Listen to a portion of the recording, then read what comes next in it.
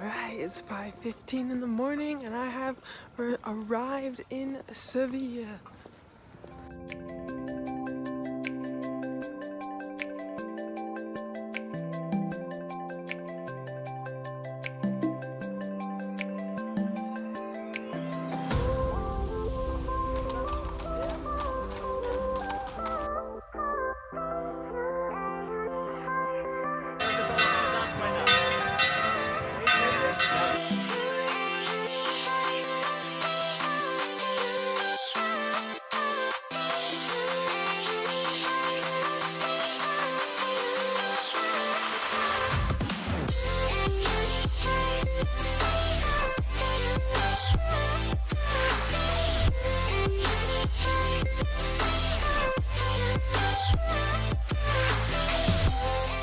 Here I am at the Spanish Plaza. It is so incredible.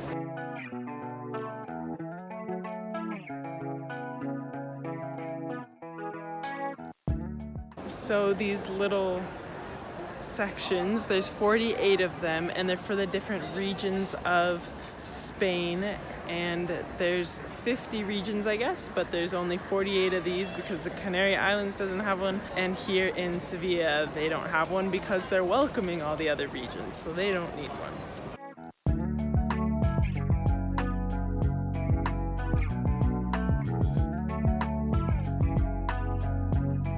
The best advice I have for you is go to the Spanish Plaza and walk around. I mean, it's hard to not go, as well as see flamingo dancing. This is where it originated, so it's, you know, easy to go and find that. And then also hop on a walking tour. There's a lot of history that is being shared. I took one and it was free. It's just things you wouldn't ever really expect, in the Muslim influence and the tobacco factory that meant so much, and there's just a lot of different things here that you wouldn't realize. Definitely take up those offers and enjoy and relax in this beautiful city.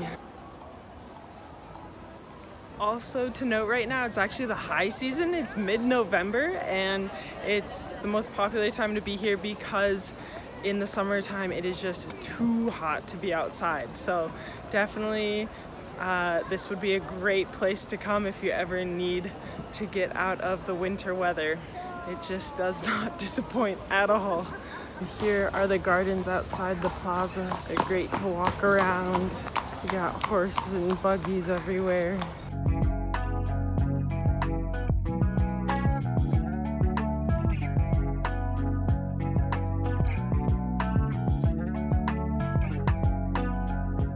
For every beautiful sunny day, you gotta have the equivalent of a beautiful rainy day.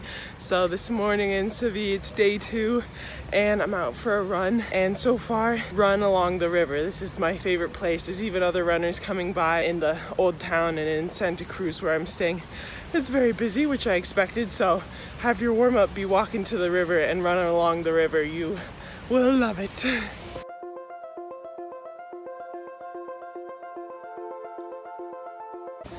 Guys, this is so exciting because obviously I'm a rower, and look at what I see.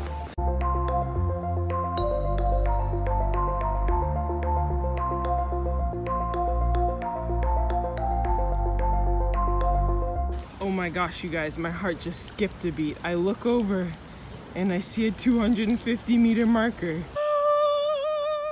Sorry, an explanation about 250-meter marker. Rowing is a 2,000-meter course, and they break it up 500s and 250s so you can know where you are as you race down the course, and that is why I was so excited to just see that. It's just so funny because as I was running along, I was like, this would be such an incredible race course. I'm really having a tough time with how incredible this is. I feel so at home right now. This is incredible. Check out this sick bridge. So running along, and then I look to my right, bam! This massive sculpture is there. And I gotta say, if you're able to, running is the best way to discover a city sometimes. I would have never made it out here. It's massive.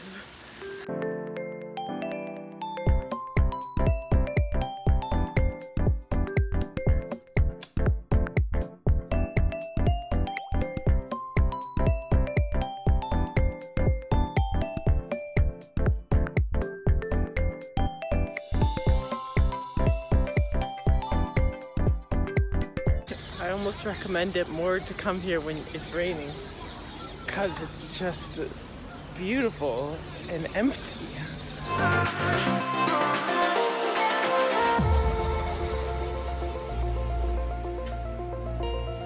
This is the Tower de Oro. It's got a gold top, and it's called that because of the gold top, but this was a Muslim tower that they used to watch the river to see anybody coming in.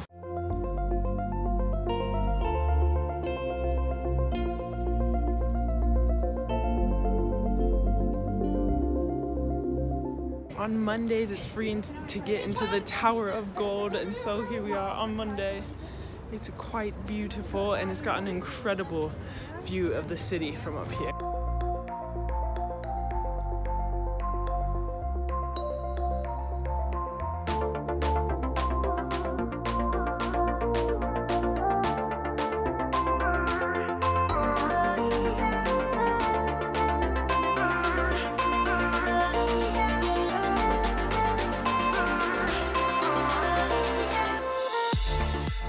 On to the next spot, heading to the airport and walking through this narrow little alley. To recap of, I didn't get to do everything that I wish I could do. I only had a short trip, so I'm definitely coming back, but if you're here, you gotta go to the palace, gotta see the Plaza de España, gotta get lost in the little streets that are all around, definitely enjoy some tapas, and you have to see flamenco dancing because this is where it originated in the south of Spain, so you can't miss it. There's some free shows and then some shows you pay for, so just ask your hotel, ask your hostel. I recommend if you're staying at hostels, I stayed at one cathedral and they had all these free tours and knowledge of the city that was just incredible and just provided such an incredible stay. So definitely look into the things that are at your fingertips. So I have to mention, learn the myths and legends. For instance, why there's so many orange trees here and why they were planted, and learn about the old Jewish quarter and the history of that. There's so many interesting things that I learned going on these free walking tours. Take them because it'll give you a whole new perspective to the city and you won't regret it.